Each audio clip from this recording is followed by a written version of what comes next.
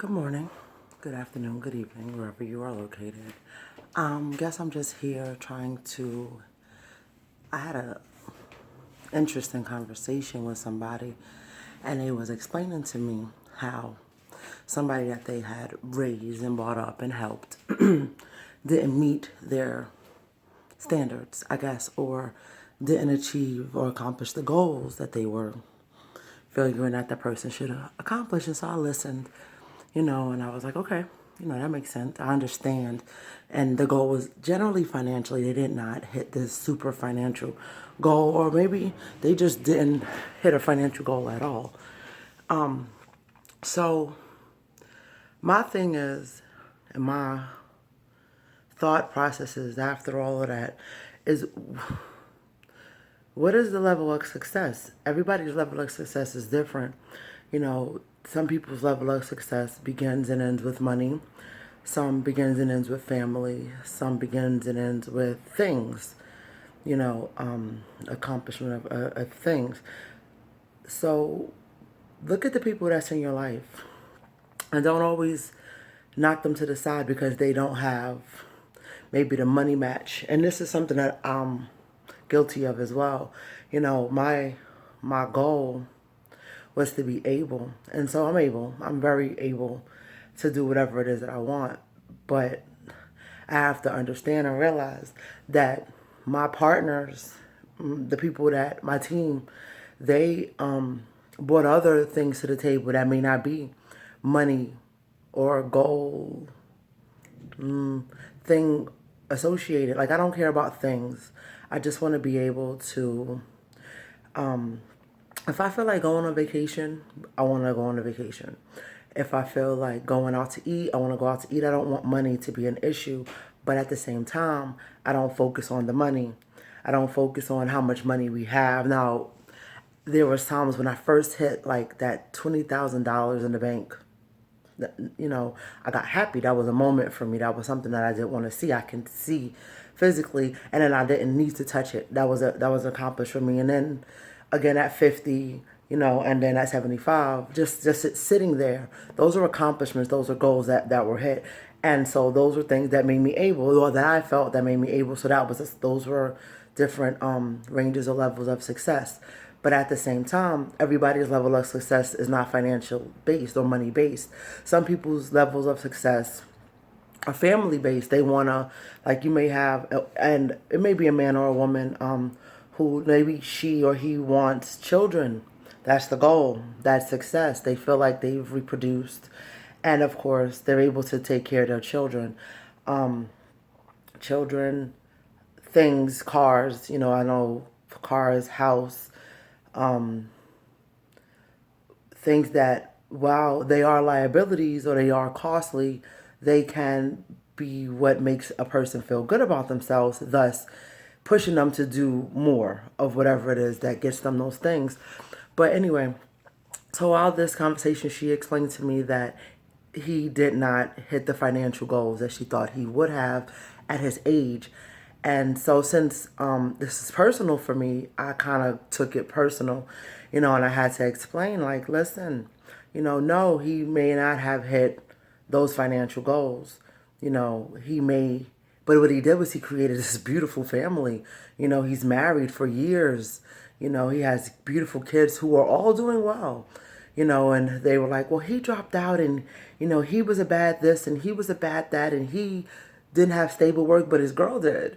His wife did. She was able to hold him down while he focused on what he needed to focus on. And now, as far as I can see anyway, that man is amazing.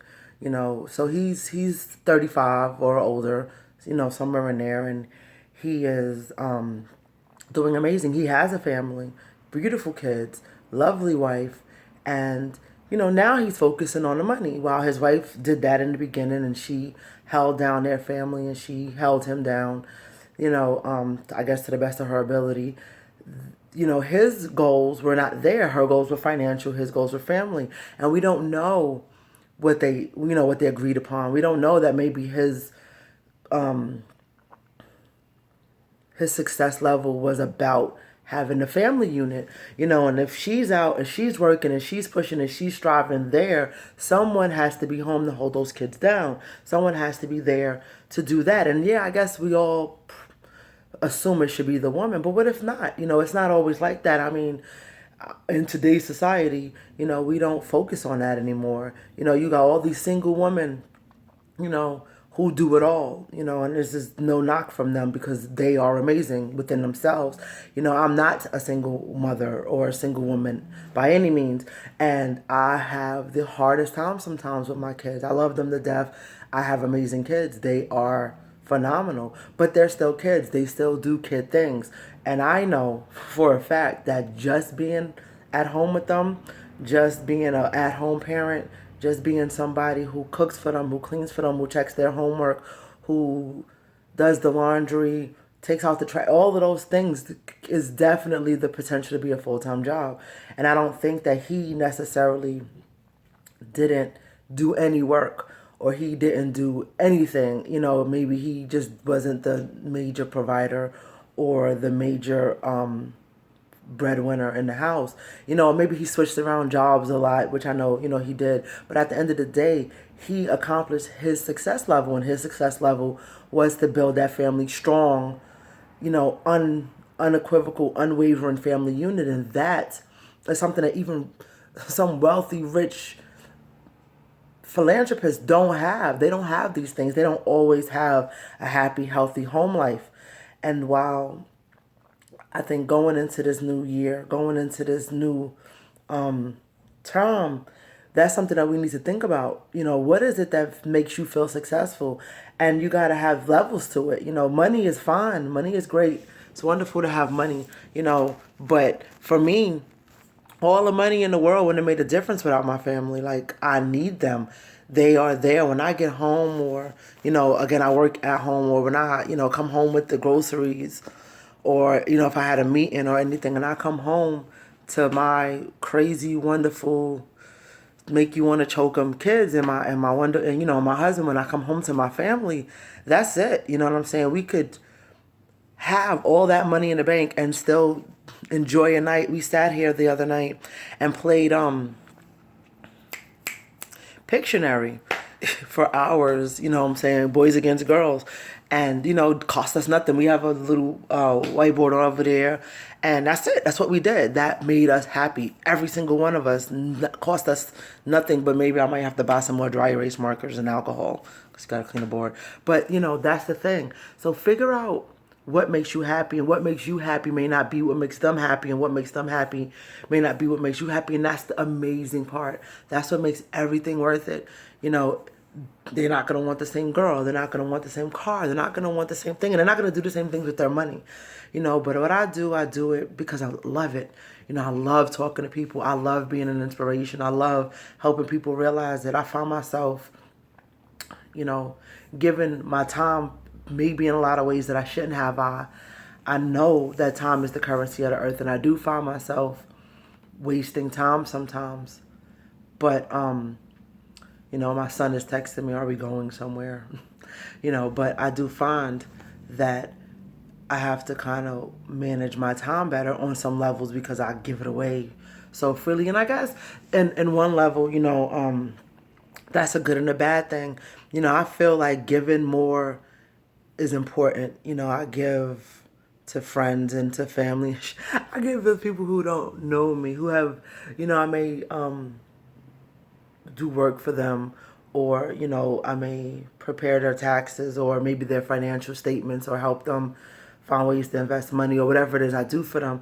And I don't know them from Adam. A lot of them, I get a lot of referrals now. So it'll be like, they'll call me and we'll be talking, and after a while they'll just talk, and they'll talk and talk and talk and talk and talk. And me, I like to talk, so the conversation's good, and I let them just talk. And then men, women, old, young, doesn't matter. And I find myself giving away a lot of my time, and then finding that maybe I shouldn't have, maybe everybody is not deserving of all that time. But other than that, I like to give, I like to talk, I like to be of influence and of help to people. And I think if anything, if one video or one line or one quote that I may have borrowed or, heard somewhere that resonated with me, I can share with you and it resonate with you, that's great.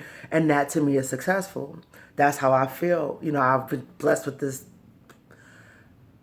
voice, which I don't like so much. I think I like to find that I offer something with it, that even though it's not, I don't sound like, angels and cherubs, I find that my voice is soothing to people, that I could talk to them and they were like, yeah, and they, we gain understandings, and we have these have phenomenal conversations with people that I've never met before or that I just met, but yeah, figure out what your success level is. Everybody's success level isn't the same. What makes you feel successful or me feel successful or them is not the same. And also be respectful.